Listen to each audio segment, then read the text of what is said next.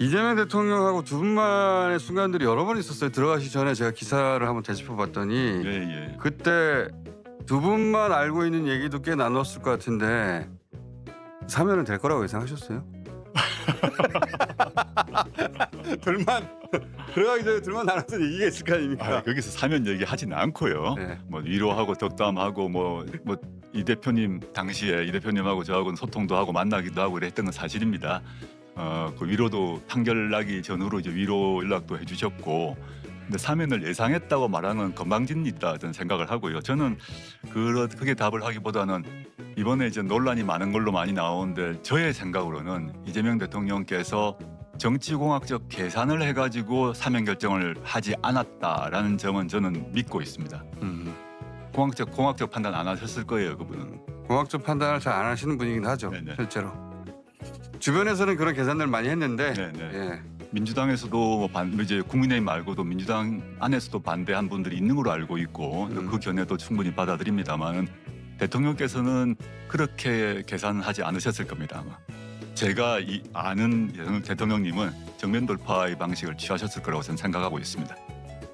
형법 전문가신데 지금 윤석열 구치소에서 체포영장을 집행을 못하고 있거든요. 이거 어떻게 해야 됩니까? 이제 윤석열이라는 사람에 대해서 정치인 대통령이 아니라 인간으로서 윤석열이 어떤 사람인가를 잘 보여준 사건이라고 봅니다.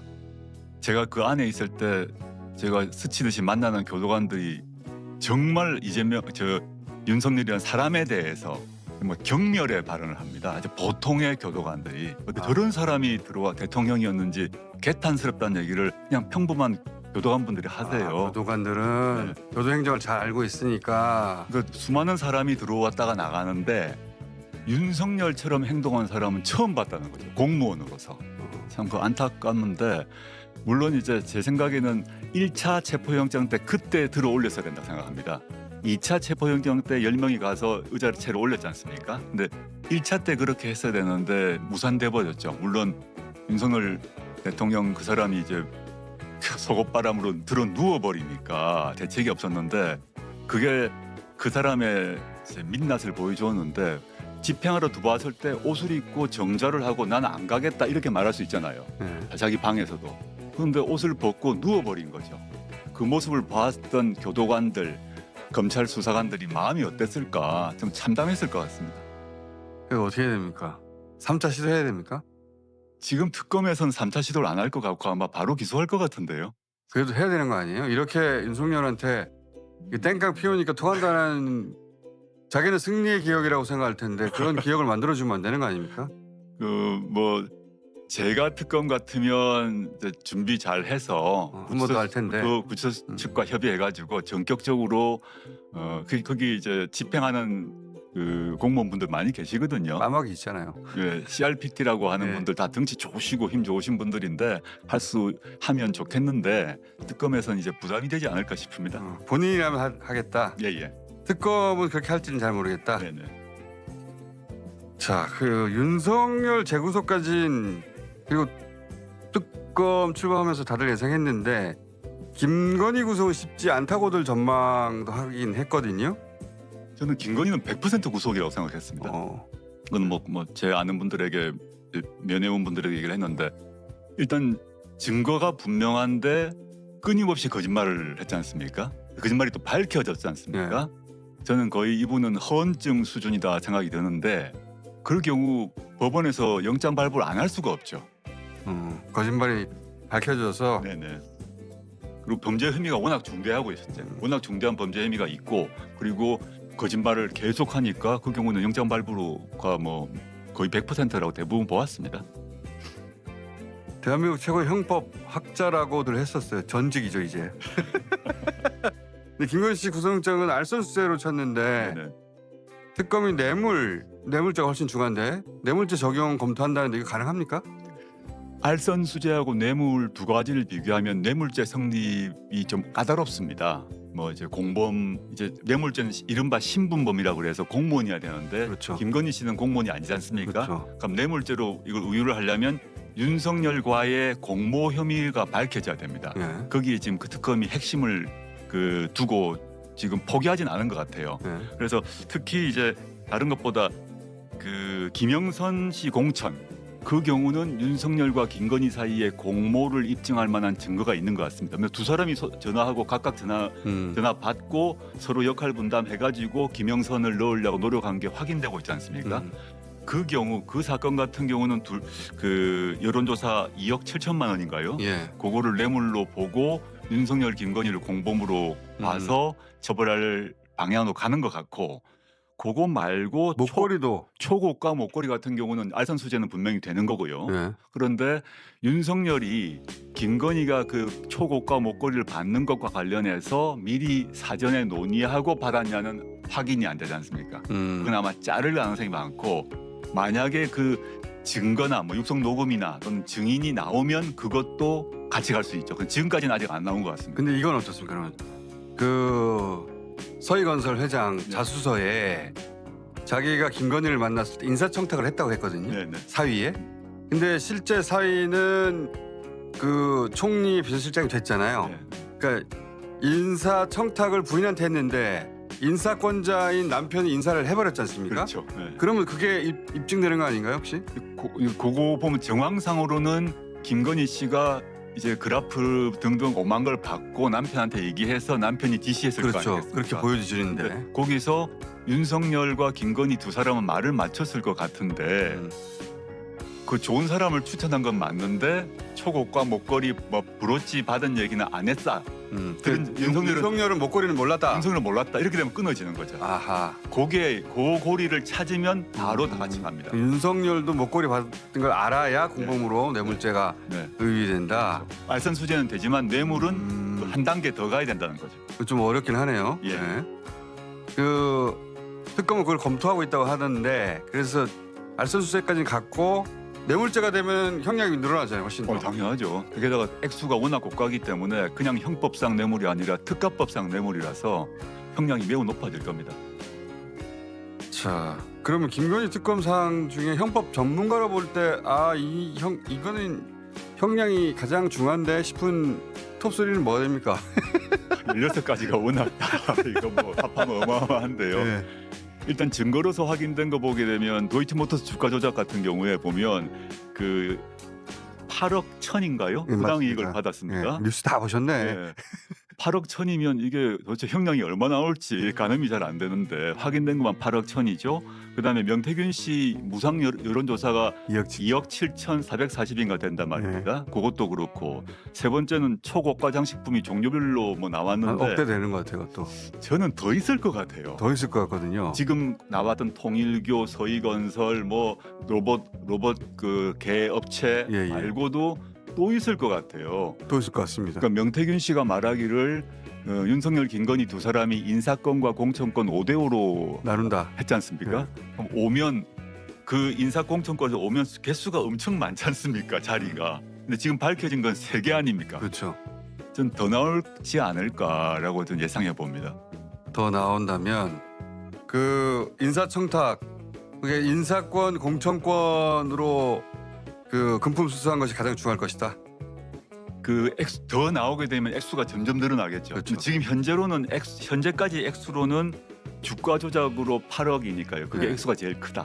오. 근데 이제 각종 고가 목걸이가 더 고가 목걸이든 뭐든 지금 뭐 그림이건 근데 뭐 그림도 나왔지 않습니까? 네. 그게 이제 확인돼야 되긴 하는데 이게 더 나오면 글로 비중이 더 갈 수도 있겠다 싶습니다. 금액에 따라서. 네.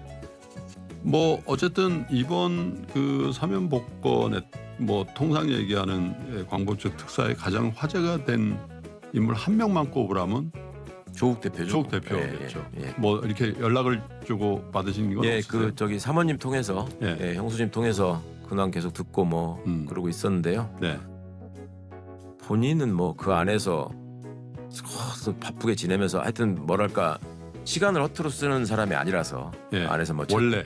원래가 책도 내고 뭐 계속 오는 분들 만나고 또 본인이 이러저러한 또 그 편집 받고 한 거에 대한 또 답장을 또 일일이 다 하고 지지자분들이 많으시니까 그러면서 바쁘게 지내면서 시간이 또 뭐 휙휙 가는 것 같긴 하던데 아무래도 바깥에 있는 분들이 빨리 나와서 뭔가 제자리를 찾고 역할을 하는 게 좋지 않겠냐 하는 기대가 많이 더 있었던 것 같아요. 네. 안 그래도 뭐 책 얘기도 하셨습니다만 그 조국 대표께서 옥중에 쓰신 책에도 최 변호사님, 최 의원님하고의 인연이 예. 다소 담겨 있더군요. 그러니까 어떻게 정리를 해야 될까요? 뭐 사제지간이면서 동료이자 친구다 이렇게 정리를 하시는 것 같은데 평상시에는 어느 정도 친밀감을 갖고 있는 사이셨어요? 예. 그 사회생활 하다 보면은 왜 저는 이제 형이 없고 네, 그 누나도 없고 여동생도 없고 그렇거든요. 네, 근데 그런 빈 공간을 메꿔주는 존재가 왜 생기잖아요. 선후배 중에. 네, 예. 의지되는. 그렇죠. 예. 저로서는 법대에 저하고 그러니까 같은 고향이 아닌 법대에 들어가서 만난 선배 중에서는 제일 가까운 형제 같은 사이였죠. 뭐 아이들도 다 그냥 뭐 삼촌 조카라고 학교 다닐 생각하는. 때부터. 그렇죠. 예. 그렇죠. 거의 82학번이니까 예, 제가 들어갔을 때는 몇 차례 말씀을 드렸었는데 그 석사 과정에 있는 조교였거든요. 맨 처음에. 그러니까 김프로님도 저하고 동년배신 걸로 아는데 우리 그렇습니다. 왜 그때 논술 시험 봤잖아요. 학력고사 그럼요. 점수 갖고 예, 가서. 맞아요. 예. 그러니까 지원하고서 논술 시험 보지 않습니까? 맞아요. 대학에서. 예, 논술 시험 보러 들어갔는데 시험지를 들고 와서 조교분들이 이렇게 나눠주는데 예. 키 크고 잘생긴 사람이 들어오는 거예요. 네. 그래서 제가 속으로 시골에서 올라와가지고 이제 서울대도 처음 와봤는데 서울법대가 뭐 어떻다고 하더니 조교도 잘생긴 놈만 뽑는구나. 그렇게 생각했죠. 저희 어릴 때는 왜 그 예. 서무과라 그랬잖아요. 그렇죠. 학교 행정실에 예, 예, 거기 왜 일 도와주시는 분들이 보조 그 직원분들이 계셨잖아요. 네. 소사라고 불렀잖아요. 소사. 그렇죠. 그래서 제가 그때 집에 가서 아버님한테 서울법대는 소사도 잘생긴 사람 뽑는 것 같아요. 이랬었는데. 그게 조국 선배군요. 예. 그러다가 나중에 이제 워낙 그 인물이 잘생겨서 유명한 선배였고, 예. 예. 저는 이제 친해지고 싶었다가 별 기회가 없다가 예, 본격적으로 친해진 건 이제 대학원을 가면서 전공이 같아가지고요. 네. 예. 지도 교수님도 같고 그렇죠. 그래서 많이 가까워졌죠. 네. 유시민 작가가 그 조국 대표한테 뭐라고 그랬냐면 죽음에서 살아난자라고 했어요. 예. 그 이야기를 했던 것이 조국혁신당 창당하고 3년 너무 길다. 네. 이 자리에서 말씀하셨어요. 그때. 아, 예. 3년은 너무 길다. 선언하고 총선 승리 함께 만들었고 그 이후 윤석열 탄핵 소추되고 나서 본인이 수감됐으니까 맞습니다. 탄핵 소추까지 진행했고 그 결과로 정권 교체가 이루어졌지 않습니까? 예. 그러면 조국 혁신당의 임무는 완수한 거 아닙니까? 뭐 그렇게 말씀하신 분들도 계실 것 같아요. 특히 저희가 유시민 작가님 말씀대로라면 검찰개혁 프로젝트 정당이다 이런 말씀도 하셨는데 네. 검찰개혁은 이제 되어가고 있지 않습니까? 그렇죠. 민주당도 강하게 드라이브를 걸고 있기 때문에 그래서 민주당이 이제 검찰개혁, 방송개혁, 법원개혁 드라이브를 걸고 있고 조국혁신당도 그게 당연히 이제 같이 하고 있습니다. 그런데 창당 시기부터 저희가 내걸었던 게 한편으로는 검찰 독재 조기 종식이 있고 두 번째는 주거, 의료, 돌봄 관련해서 이제 사회권 선진국, 민생 선진국이라는 그 비전을 제시한 바 있는데 네. 주로 이제 정치 국면이 검찰 독재와 싸우는 국면이다 보니까 이 사회권 문제는 거의 부각이 잘 못 됐습니다. 근데 그 점에서는 민주당과 일정한 차이가 사실 있습니다. 좀 더 진보적이라 할 수 있겠죠. 그래서 그 문제에 대한 저희 목표는 남아 있다 이렇게 말씀드리겠습니다. 이런 말씀하셨거든요. 8개월 동안 깊은 정찰과 넓은 구상을 했습니다. 영상 있으면 좀 봅시다. 지난 8개월 동안 이곳에서 깊은 성찰과 넓은 구상을 했습니다. 그 이런 말도 하셨어요. 정치를 하겠습니다. 정치를 하겠다. 들어보죠 이것도. 말씀을 듣고 정치를 하겠습니다. 저에 대한 비판, 반대, 비방 모두 다 받아들면서 정치를 하겠습니다. 정치를 하겠다. 그러니까 학자로 돌아가실 생각은 없는 거죠. 없죠. 어. 네, 뭐 정치를 해야 되고요. 그게 뭐 저의 운명이 굳이 말하자면 운명이 바뀌었다고 생각합니다. 2019년 이후로 많이 바뀌었죠. 네, 모든 게 바뀌었고 그 전에 제가 만나 뵀던 조국과 그 이후의 조국은 뭐 완전히 다른 사람입니다 이제. 예. 2019년 이후로 얼마나 저 나름대로 고민이 많았고 또 결의를 다졌겠습니까? 그러니까 지금 이제 제가 수감생활 갔다 나왔는데 다시 거꾸로 돌아가거나 또는 자연 속으로 들어갈 수는 없지 않습니까? 저는 제가 하려고 했던 걸 이 정치 현실에서 펼쳐나가려고 합니다. 그리고 이런 말도 하셨어요. 이재명 정부 반드시 성공해야 된다. 이것도 영상에 있으면 잠깐 봅시다.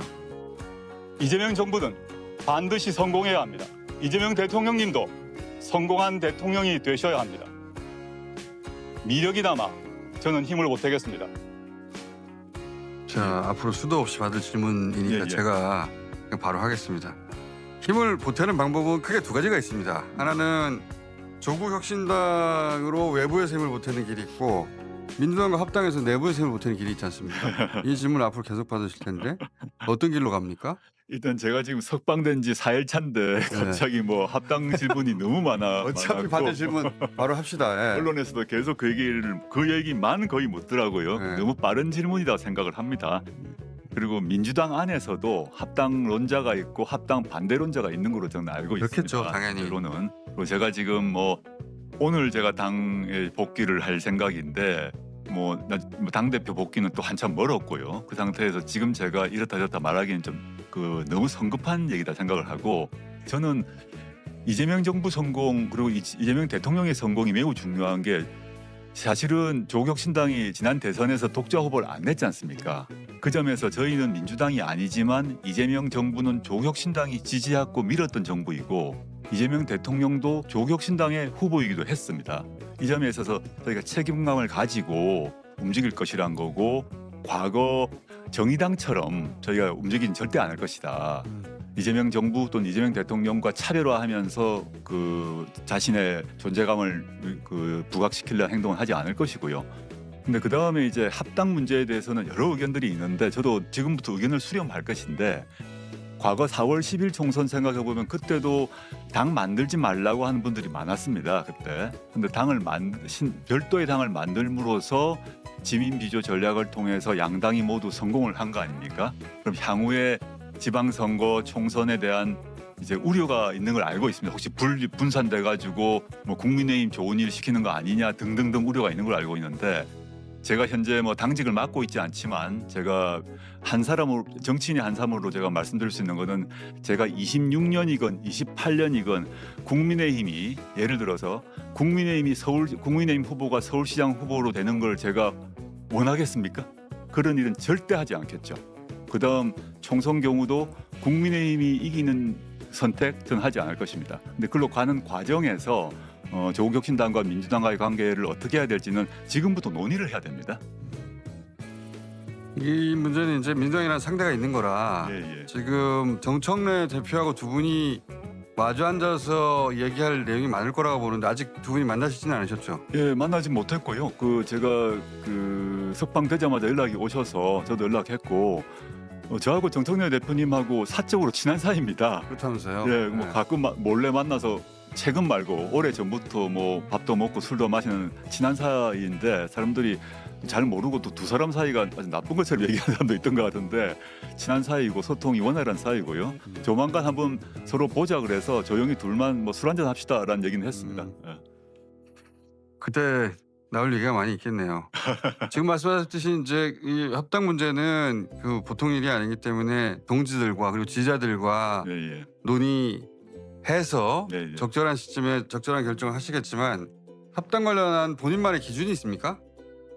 뭐 자꾸 합당 얘기하시는데 합당이 이제 다른 정당이 하나로 합해지냐 합하지 않느냐의 제일 중요한 기준은 그 비전과 정책 그다음에 선거 전략 이런 거 아니겠습니까? 그런 문제에 대해서 의견차가 있으면 그거는 같이 하나의 당이 아닌 것이고 똑같아 그러면 하나의 당이 되는 것인데 지금 공장장께서 말씀하셨듯이 지금 제가 이 시점에 제가 석방된 지 3일 4일차 때 얘기하는 건 너무 성급하고 언급할 수는 있는데 혁신당 내부, 민주당 내부에서 쭉 논의를 해야 된다. 계속 나올 질문이니까요.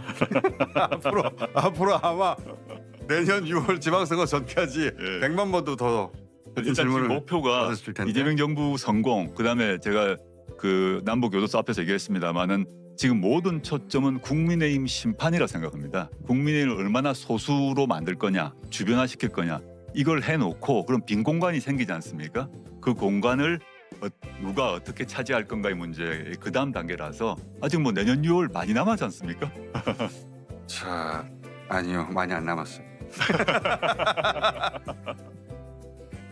실무적 판단을 정무적 판단이 이제 앞선 그런 점이 될 수 있는데. 근데 정무적 판단의 최종적인 결정은 당시 대통령이 하셨겠으나 네.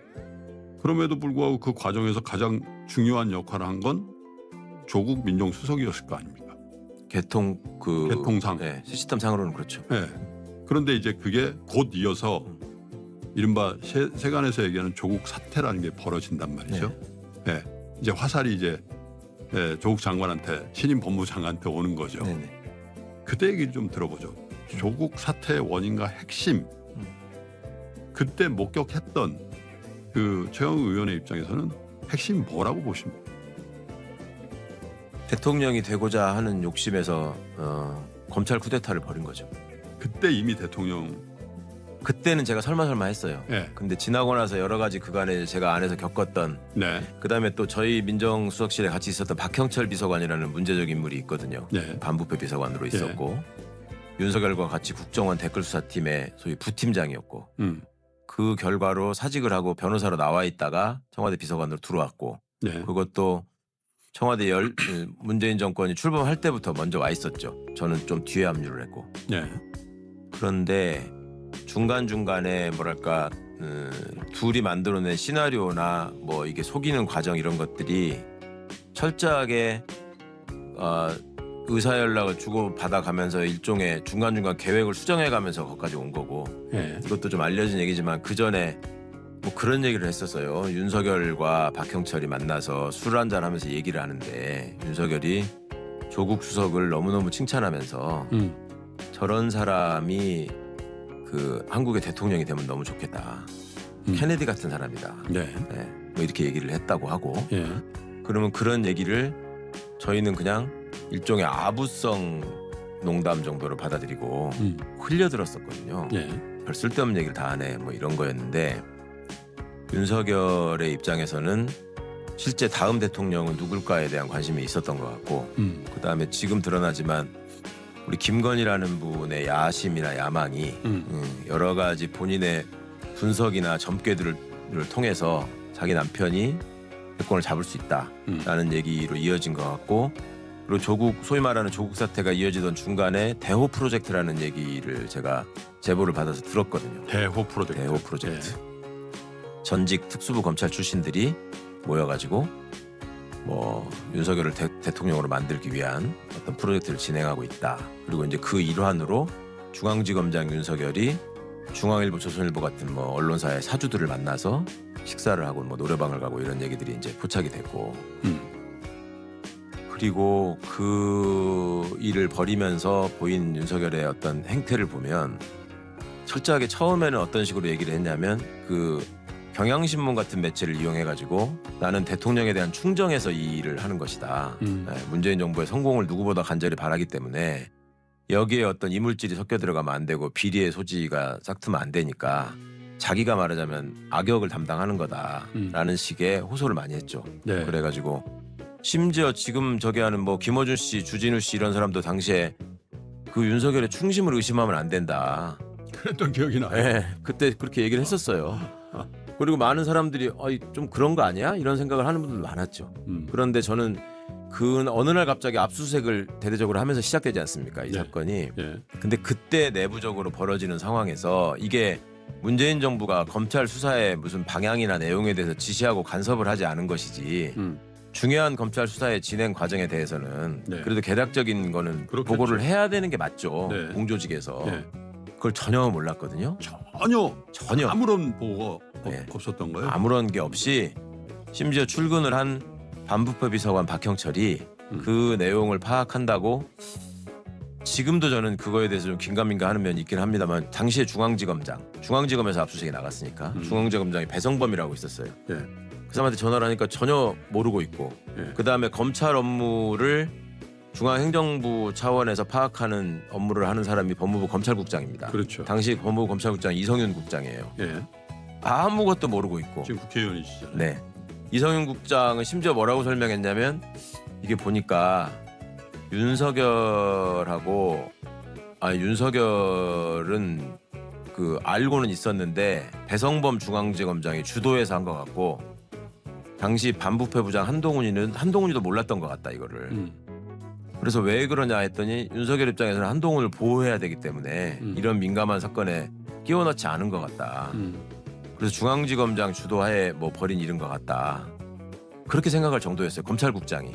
전혀 사실과 다른 얘기. 전혀 완전 다르죠. 네. 그리고 유일하게 왜 압수수색을 도대체 뭘 가지고 네가 어떻게 무슨 생각으로 한 거냐라는 얘기를 처음 들은 게 박상기 법무부 장관이셨습니다. 네. 그때 제가 화요일로 명확하게 기억을 하는데 그 압수수색 벌어진 날이, 왜냐하면 국무회의가 화요일 날이거든요. 근데 이제 아침부터 벌였잖아요. 네. 국무회의는 10시고. 근데 박상기 장관도 출근하시면서 뉴스로 한 거예요. 아, 그러니까 장관님 입장에서 너무 황당하잖아요. 그래서 국무회의에 참석하는 길에서, 아니 국무위원 입장에서 대통령이 물으실 수도 있는데 알고 가야 될 거 아닙니까, 주무장관이. 그렇죠. 그런데 아무리 전화를 해도 총장이 전화를 안 받는 거예요. 연락도 안 되고. 음. 그래가지고 법무부 장관도 모르시는 상태에서 왔다가 저도 좀 파악해 보겠습니다, 뭐 이런 상황이 된 거예요. 그렇군요. 그러다가 그날 저녁 때 이제 겨우 연락이 닿아가지고 5시쯤 연락이 됐다나? 그래가지고 저녁 때 이제 식사를 하자라고 불렀는데 거기서 윤석열이 이거는 심각한 범죄다라고 하면서 사모펀드를 얘기를 한 거죠.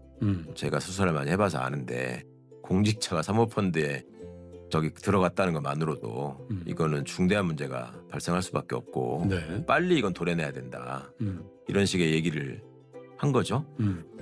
그리고 그런 식의 얘기를 요로에 많이 퍼뜨리고 다녔습니다. 그러니까 대통령께 뭔가 얘기를 전할 수 있는 사람이라고 보이는, 자기가 과거에 소위 소외된 검사로 지방을 전전할 때 민주당 쪽에 어떤 그 캠프의 인사들이 윤석열의 지지를 이끌어내거나 아니면 윤석열의 진심을 파악하기 위해서 접촉을 한 사람들이 있었던 것 같아요. 네. 당시에 뭐 최동욱 총장 같은 사람을 통해서. 근데 그렇게 해서 알게 된 사람들이 있을 거 아니에요. 그런 사람들한테 똑같은 얘기를 계속 퍼뜨렸던 거예요.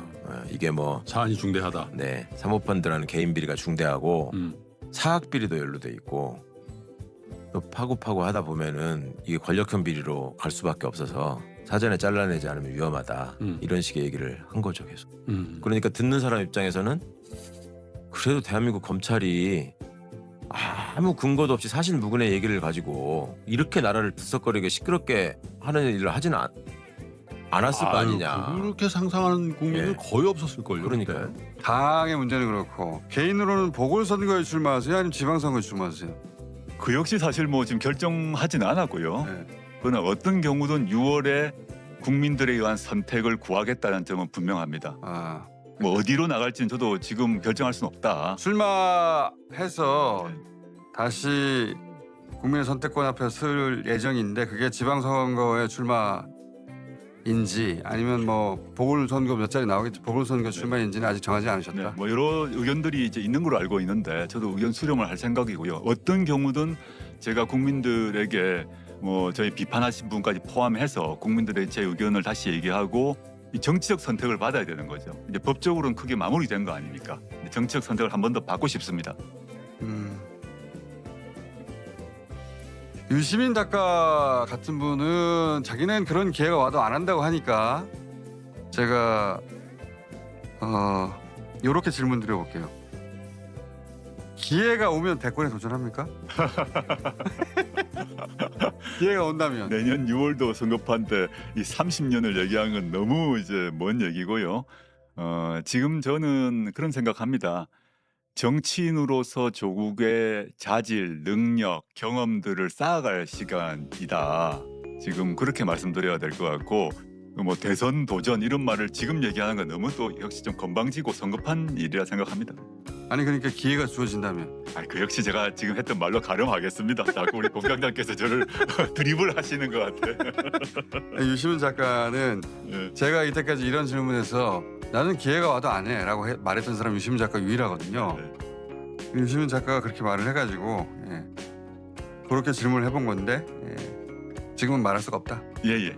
지금 제가 뭐 나온 지 얼마 안 됐고 시간도 지금 당장은 조국혁신당을 추스리고 조직을 강화하고 이게 제일 먼저죠. 그러고 난 뒤에 제가 책임 있는 자리에 가서 또 책임 있는 발언을 해야 되지 않겠습니까? 지금 댓글로 부담 주지 말라고 자꾸 문자가 올라오는데 부담 주는 게 제 일입니다.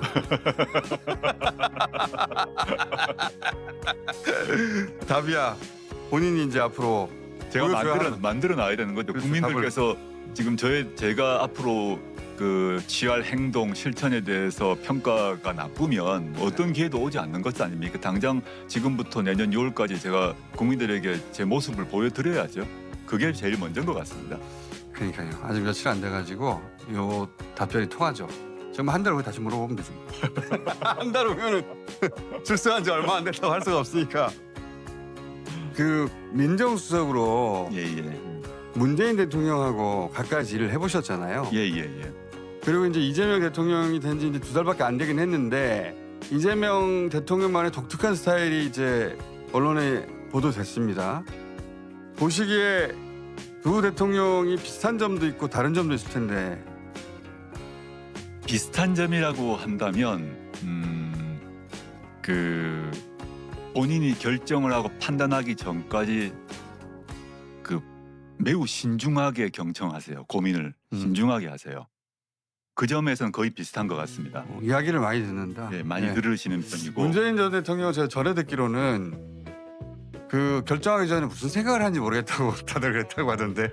그 이제 왜냐하면 대통령이란 자리에서는 또는 당 대표란 자리에서는 본인의 말을 하는 순간 그게 결정이 돼 버렸기 때문에 다른 사람들이 낄 틈이 없어지거든요. 그걸 아시는 것 같아요. 그래서 어떤 중요한 결정을 실제 마음을 먹었다 하더라도 그걸 최대한 늦게 표출하신다.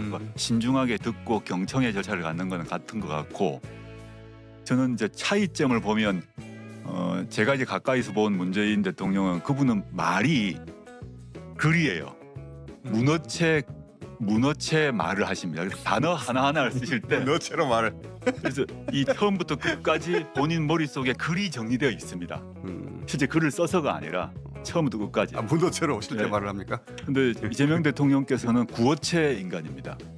그래서 그걸 충분히 이제 하실 말씀이 있는데 그걸 훨씬 더 쉽게 대중적으로 또 짧게 탁탁탁 던지시고, 문재인 대통령은 좀 길게 문어체로 쓰시는 차이가 있는데, 화법은 그렇고. 예, 그래서 그런 차이가 있으신 것 같고, 그리고 이제 이재명 대통령 또는 뭐 과거 당 대표 시절 보고 계시면 정면 돌파를 확실하게 하세요. 자기가 책임지고 정면 돌파를 앞에서 진두지휘하는 스타일이신 것 같고, 문재인 대통령 같은 경우는 대오가 있으면 맨 앞에서 이렇게 먼저 돌진하는 형식 그 스타일이 아니라 이 대오에 있으면서 같이 천천히 같이 나가는 스타일이시죠.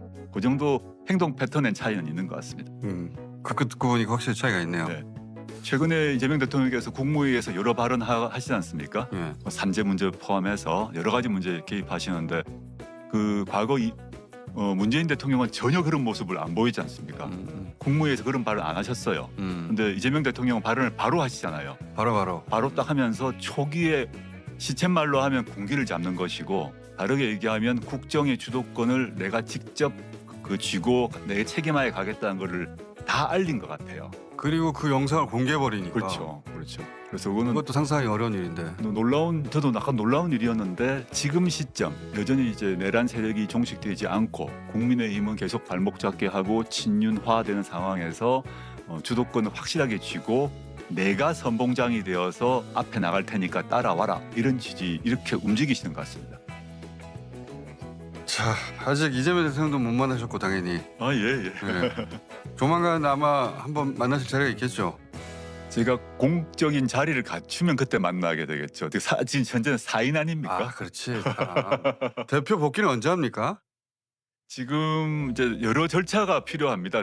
전당대회 필요한데, 또 국정감사가 10월에 있으니까 그때는 힘들지 않을까 싶어요. 전당대회를 여는 게. 아, 그 전까지. 예, 그래서 국정감사 끝나야 전당대회를 열지 않을까 저는 예상하고 있습니다. 전당원 투표로 그냥 안 됩니까? 그건 안 됩니다. 당원 당규에 따라. 예, 당원 당규상 걸 다 여러 가지를 거쳐야 되는데. 그러면 그 전까지는 그냥 일개 당원이네요.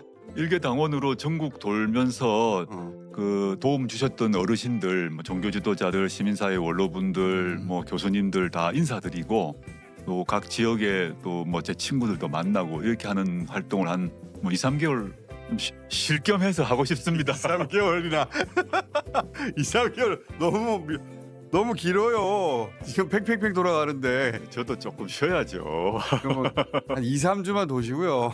한번 당에 한번 물어보겠습니다. 지금 상황이 어떤지. 2, 3주 도시고. 네. 그리고 가시기 전에 한 달에 한 번 정도는 왜 나와서 감사합니다. 예, 뭐. 현안들 가지고 네, 뭐든지요. 형법 학자이자 이제 정치인으로 현안 분석도 하고 그러셨는데 저는 뭐 다시 감사합니다. 돌아오셨으니까. 불러주시면 한 달에 한 번 정도 와서 뭐 여러 얘기, 뭐 법률 얘기 아니라 하더라도 정치 얘기까지 포함해서 널리 대화하고 싶습니다. 그러니까 이제 백수지 않습니까? 맞습니다.